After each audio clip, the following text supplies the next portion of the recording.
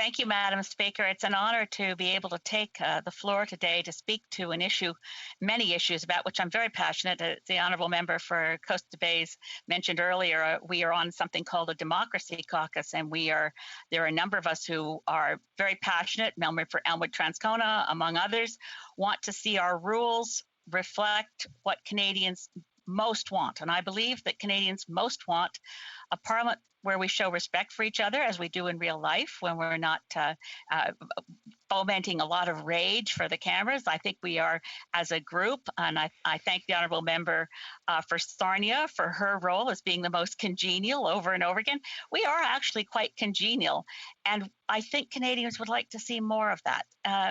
I reflect very much on the reality of our principles. Westminster parliamentary democracy is based on the principle that all members of Parliament are equal, each of us equal to the other, and that the Prime Minister is merely first among equals. And I set those principles against a finding, it's now from a 2008 report from Queen's University in Kingston, the Centre for the Study of Democracy, which concluded that our Parliament has, quote, become executive-centred, party-dominated, and adversarial, unquote. I don't think that's what Canadians want, and it's not our parliamentary tradition. It comes from a number of trends which are disturbing, and I think our standing orders can be used to reverse those trends. So first, I want to focus on a couple of the big issues, and then I hope I'll have enough time to get to some of the other ones. The first big issue I think is before us is it's quite obvious, I'm speaking to you on Zoom. Who would have thought it a year ago? Our Parliament is assembling virtually, and our Speaker is in the chair wearing her mask. These are all new innovations in response to a pandemic.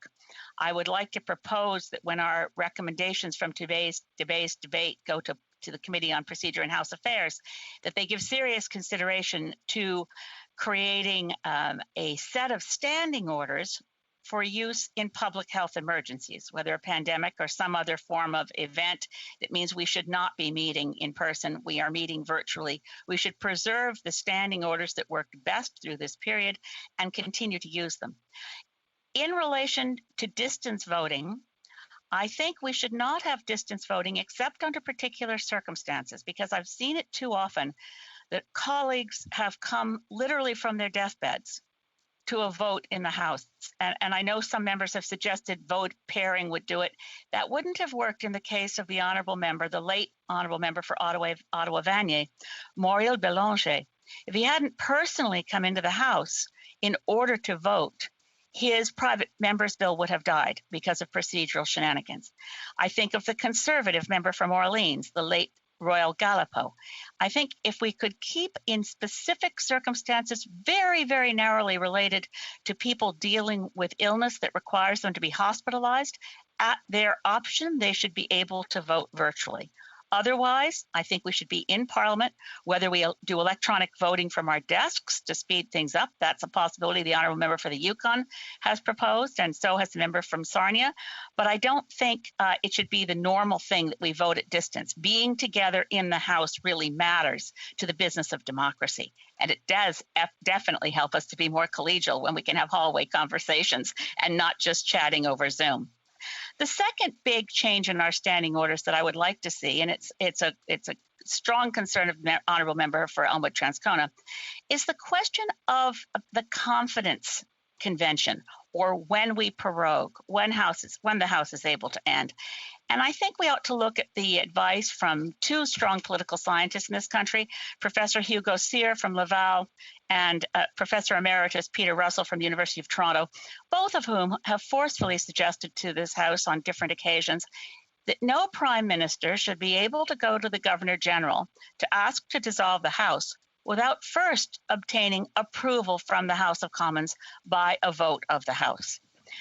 As well, there's something I hope that the Procedure and House Affairs Committee will look into, which is called the constructive non-confidence vote, advanced by both Professors Hugo Cyr and Peter Russell.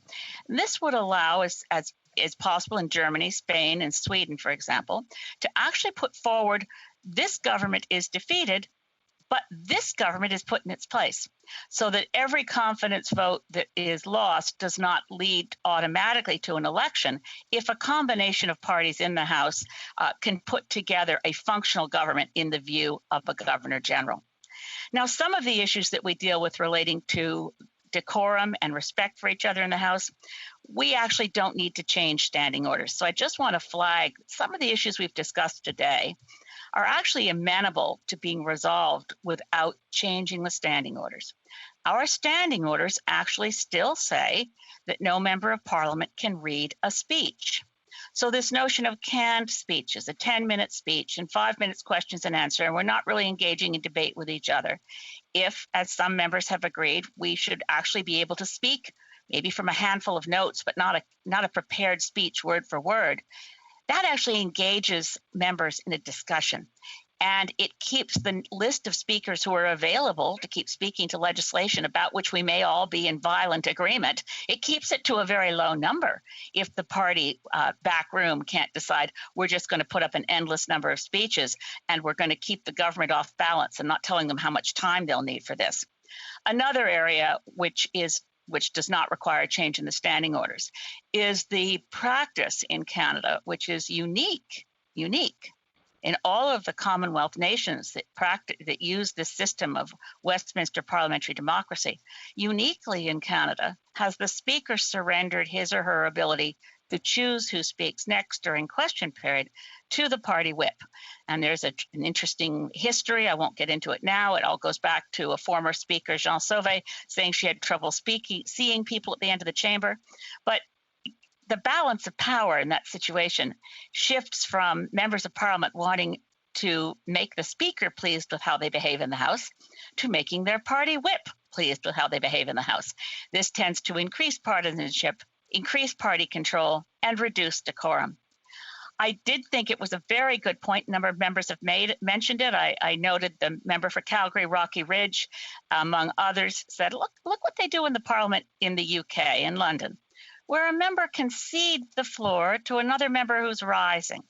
This is a really good practice, but it wouldn't work under our current standing orders. We'd actually have to change the standing orders to make this work, because right now nobody can speak unless our speaker has said, the honourable member for, and then name the riding. What they do in the Parliament of Westminster, number one, the Speaker decides who asks questions of the Prime Minister through a process of letters that are sent into the Speaker's office. But as well, once the Speaker has given the floor to the honourable member for wherever, I'll use the example of, any member will do. That Speaker then has, I'll say Brighton Pavilion because she's the only green. Then she has a chunk of 20 minutes or however long. And within that period of time, she can yield the floor to someone else who's rising. The speaker in the chamber, and I've observed this, and it can be chatting with someone else off to the side because the time is allotted to that speaker. They're engaged in actual discussion and debate.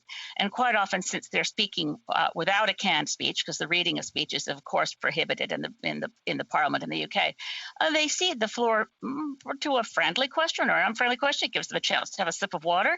The discussion is interesting, it's engaging, and the citizens of the UK, I think, get to experience a more engaged, informed, and interesting parliamentary exchange than that which we have with canned speeches, and you can't yield the floor to anyone else until your time is up. There are a lot of other concerns that I've raised briefly today in the House. It is an unanswerable question, Madam Speaker. How do we organize ourselves such that in a country as vast as Canada, some of us who have, as the honourable member for the Yukon, and full praise to the honourable member for the Yukon, he has the world's worst schedule, but I have at least 2 flights, and when we're not in COVID, every week I'm traveling back and forth. So I live in a state of perpetual exhaustion and jet lag. How do we fix this such that those people who have young children can be home with their children? Can we reduce greenhouse gases? Well, we've saved the people of Canada millions of dollars this year by working on Zoom. Can we figure out a way to change our schedule to better accommodate our carbon footprint and the livability of the schedule of an MP who also has a family. And with that, I thank you, Madam Speaker, and I look forward to questions. The honourable member for Coast of Bays, Central Notre Dame. Thank you, Madam Speaker, and thank you to my colleague, Saanich Gulf Islands, also the chair of our Democracy Caucus. I wholeheartedly agree with the vast majority of what she's saying. Even to the point where I've accepted this notion of this Fort McMurray turnaround for parliamentarians that goes 3 weeks on, 3 weeks off. I was not in the beginning until we struck up a conversation and realized she speaks quite a bit of truth there. But I do want to get her opinion on what we've discussed earlier about a parallel chamber. Thank you.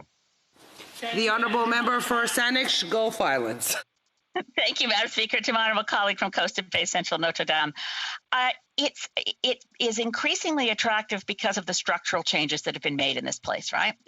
When we finally re-enter Centre Block, and I certainly support members who have said we need updates, and the members of Parliament sitting currently should know something about what's going on with the changes they're making over there. But we will, in fact, have two chambers. And the possibility of accelerating debates, hearing more private members' business, and having two physical chambers within about 10 years has an increased attraction over when it was merely hypothetical. Sorry, I note that the former member, well, we can say his name now, Frank Bayliss, did a lot of work in promoting this, and many of us signed on to that proposal at that time in the previous Parliament. The honourable member for Sherwood Park for Saskatchewan. Thank you, Madam Speaker. I thank my friend for her speech. Out of deference to her interpretation of the rules, I didn't heckle at all while she was speaking.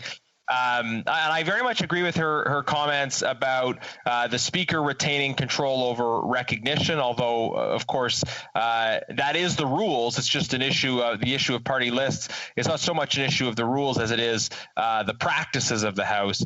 I agree with her about the issue of interjection. I recall after one long day in Parliament going home and watching Jacob Rees-Mogg and Rory Stewart debate back and forth the nature of human rights. I thought this is what Parliament should be. Two members of the same party actually intervening, having a very deep back and forth about substantive questions of the origin and nature of human rights. I wanted to ask her just about issues around prorogation, which are that, you know, she proposes a procedure around prorogation, and some of that may come from the coalition crisis we had late 2008 to early 2009. But I would observe that in that time, the reason we didn't have a different government wasn't so much prorogation. It was because at the end of the day, the Liberals backed down. Michael Ignatieff decided not to proceed. And a lot of that was because of strong public pressure to not proceed. So it wasn't really, the fundamental issue wasn't really. Ask a question, please, so that our members could the member ask a question so the other members could also have an opportunity? Thank you. Oh, sorry. Yes, the honourable member for Saanich Gulf Islands. Thank you. To my honourable friend from Sherwood Park, Fort Saskatchewan, I really appreciate the question. The confidence conventions, and I actually am not making this recommendation based on any one episode, but the question remains, when should the Prime Minister be able to put forward a vote for prorogation? We could make the same argument for this summer as we would 4 years ago. The idea that it's time for a reset, which is why we prorogue. There are normal prorogations that are completely part of our parliamentary convention, and I would never object to them. But if you can't carry the confidence of the House to say, we need a restart, we've done the work that we outlined in the speech from the throne, then I don't believe a Prime Minister should be able to go to the Governor General to prorogue without that confidence. Questions et commentaires, l'honorable député. The member for Jonquière.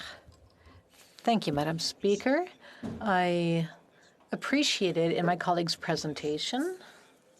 In her speech, she's pointed out that too often, unfortunately, some of her colleagues will read speeches. Now, it's not a fault. It's just an observation of fact. We're supposed to be experts in everything. Natural resources one day, international affairs the next. We're more like a mile wide and an inch deep. I think that we would benefit from going more in depth if we got more information from ministers than when they're simply reading something off a page. What does she think of that? Oui, je suis d'accord avec. Yes, I do agree with my colleague, and I'd like to thank him. Clearly, We debate so many issues. I myself